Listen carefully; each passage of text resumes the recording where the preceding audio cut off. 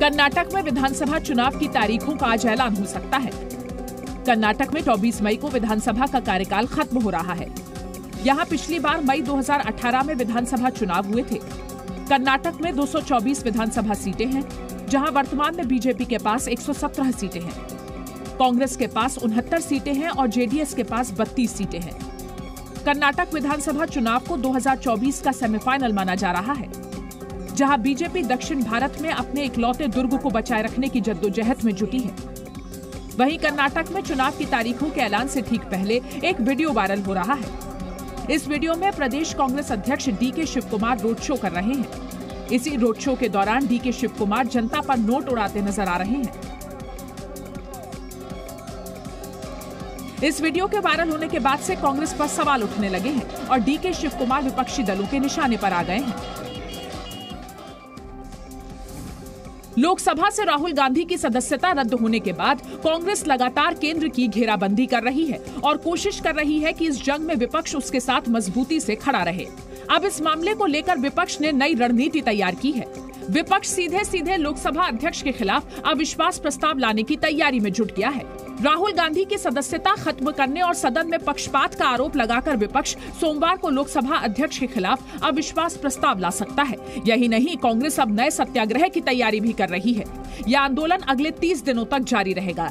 तो अगले 30 दिनों में कांग्रेस संगठन की ओर से ये कार्यक्रम जय भारत सत्याग्रह, त्रिस्तरीय जय भारत सत्याग्रह आप देखेंगे, जिसमें पार्टी कार्यकर्ता, सीएम, पूर्व सीएम और विधायक हिस्सा लेंगे।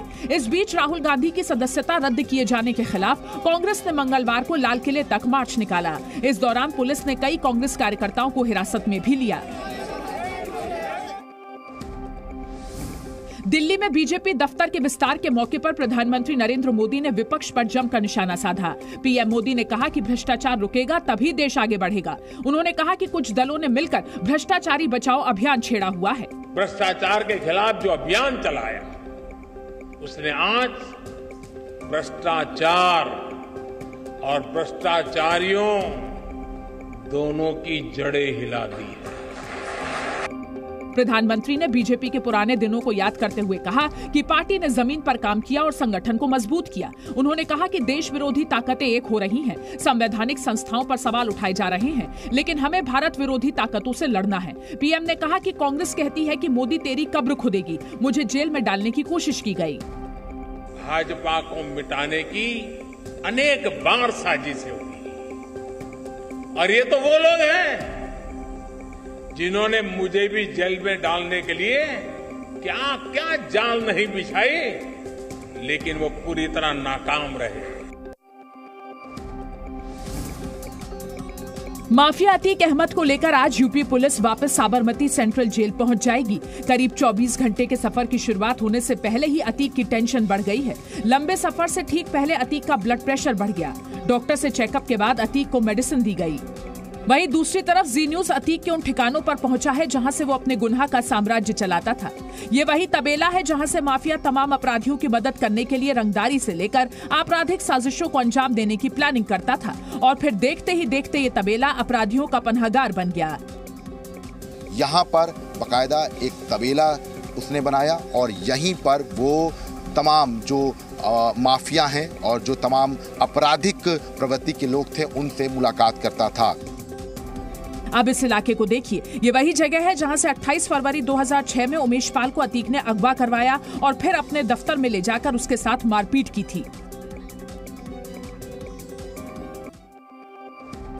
उमेश पाल अपहरण केस में पेशी के बाद बाहुबली अतीक अहमद के भाई अशरफ अहमद को यूपी की बरेली जेल पहुंचा दिया गया है। बरेली जेल पहुंचने के बाद अशरफ अहमद ने मीडिया से बात की और कहा कि उसे एक पुलिस अधिकारी ने जान से मारने की धमकी दी है। अशरफ ने कहा कि धमकी दी गई है कि मुझे 2 सप्ताह में जेल से बाहर ले जाया जाएगा और निपटा दिया जाएगा। इस दौरान अशरफ ने कहा कि मुझ पर लगाए गए आरोप झूठे हैं। उमेश पाल किडनैपिंग केस में दोषमुक्त हुए अतीक के भाई अशरफ ने कहा कि हमें न्यायपालिका पर भरोसा है, हम इस मामले को लेकर ऊपरी अदालत में जाएंगे। साथ ही अशरफ ने उसकी सुरक्षा में तैनात पुलिस के अधिकारियों से कुछ खाने के लिए मांगा। सिर्फ पानी पी के रोजा खोला है, एक बिस्कुट भी नहीं मिला खाने को। अशरफ ने कहा कि उस पर लगाए गए आरोप झूठे हैं। वो स्वतंत्र एजेंसी से जांच कराने के लिए मुख्यमंत्री को पत्र लिखेगा। खड़े होके बोल दो यार। इसकी किसी स्वतंत्र एजेंसी से जांच कराएं, ये साजिश है।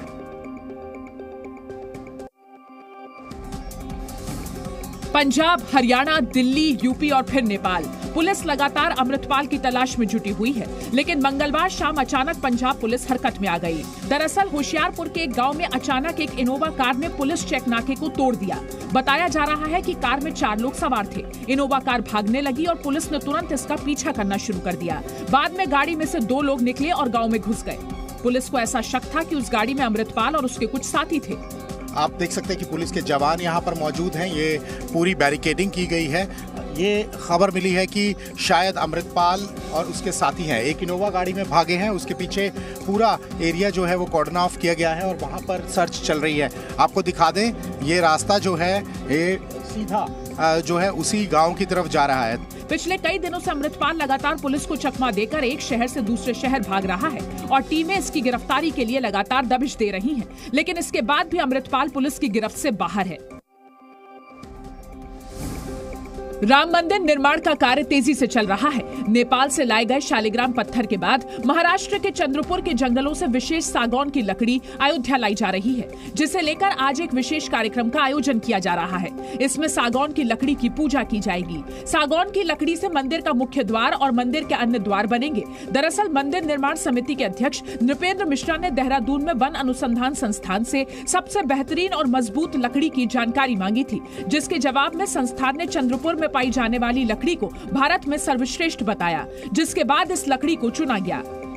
यूपी सरकार ने महाराष्ट्र सरकार से लकड़ी की मांग की और महाराष्ट्र सरकार मंदिर का द्वार बनाने के लिए सागौन की लकड़ी देने को तैयार हो गई।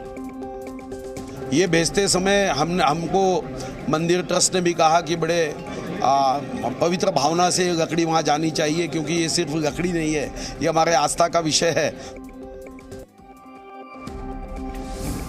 कांग्रेस नेता राहुल गांधी की सदस्यता जाने के बाद से जहां कांग्रेस बीजेपी पर लगातार हमले कर रही है, वहीं बीजेपी भी राहुल गांधी को लेकर कांग्रेस पर पलटवार कर रही है। आज केंद्रीय रेल मंत्री अश्विनी वैष्णव ने प्रेस कॉन्फ्रेंस कर राहुल गांधी पर निशाना साधा। अश्विनी वैष्णव ने कहा कि राहुल ने ओबीसी समुदाय का अपमान किया और जब कोर्ट ने उन्हें दोषी करार दिया तो उन्हें लगता है कि वो कोर्ट से ऊपर है। उन्होंने ओबीसी समाज का जो अपमान किया, उस अपमान को अगर एक कोर्ट ने कॉग्निजेंस लेके एक फैसला किया तो आज मिस्टर राहुल गांधी कहते हैं कि वो कोर्ट ही गलत है। इसके साथ ही अश्विनी वैष्णव ने कहा कि संस्थानों की बात करने वाले देश को बताएं कि जब प्रधानमंत्री विदेश में थे तो एक ऑर्डिनेंस को फाड़ना संस्थाओं का सम्मान करना था। संविधान ने जो संस्थान बनाए हैं, राहुल गांधी खुद को उनसे ऊपर समझते हैं। वो मानते हैं कि देश पर राज करना उनका जन्मसिद्ध अधिकार है। राजस्थान में राइट टू हेल्थ बिल के विरोध में आज पूरे राज्य में मेडिकल सेवाएं बंद रहेंगी। निजी अस्पतालों ने बिल के विरोध में हड़ताल बुलाई है, जिसका सरकारी अस्पताल के डॉक्टरों ने भी समर्थन किया है। इस दौरान प्राइवेट और सरकारी अस्पतालों में मरीजों को इलाज नहीं मिल सकेगा। हालांकि इमरजेंसी और आईसीयू सेवाएं चालू रहेंगी। डॉक्टरों का कहना है कि राइट टू हेल्थ बिल के खिलाफ आर पार की लड़ाई जारी रहेगी।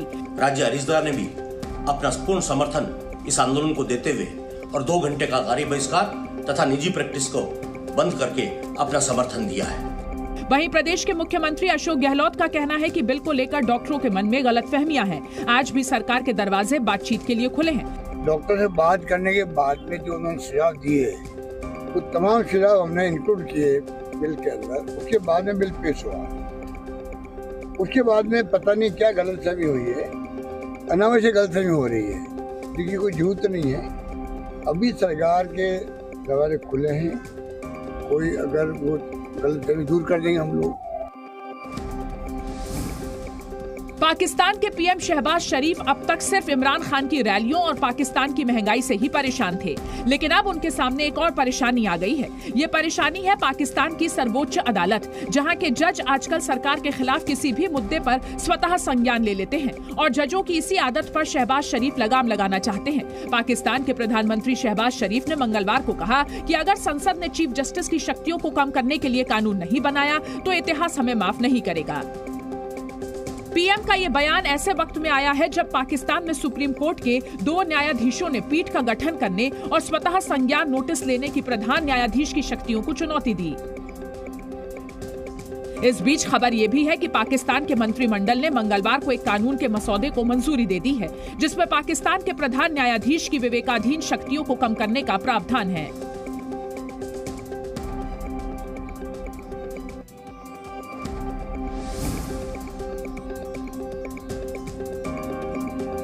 आगजनी टकराव। फ्रांस में पेंशन सुधार से शुरू हुआ विरोध प्रदर्शन अब रिटायरमेंट कानून में हुए बदलाव तक पहुंच गया है। मैक्रो सरकार ने हाल ही में रिटायरमेंट की उम्र 2 साल बढ़ा दी है, जिसका वहां के सभी मजदूर संगठन विरोध कर रहे हैं। फ्रांस के अलग अलग जिलों में मजदूर संगठन मैक्रो सरकार के खिलाफ सड़कों पर उतर आए हैं और सरकार से इन कानूनों को वापस लेने की मांग कर रहे हैं। मंगलवार को प्रदर्शन अचानक उग्र हो गया और लोगों ने कई गाड़ियों में आग लगा दी। पेरिस समेत कई शहरों में भीड़ का उपद्रव लोगों के लिए मुश्किल बन गया।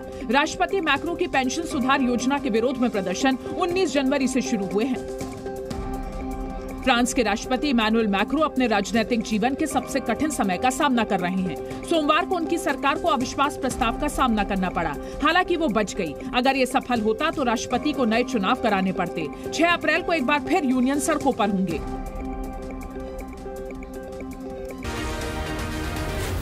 Zee News.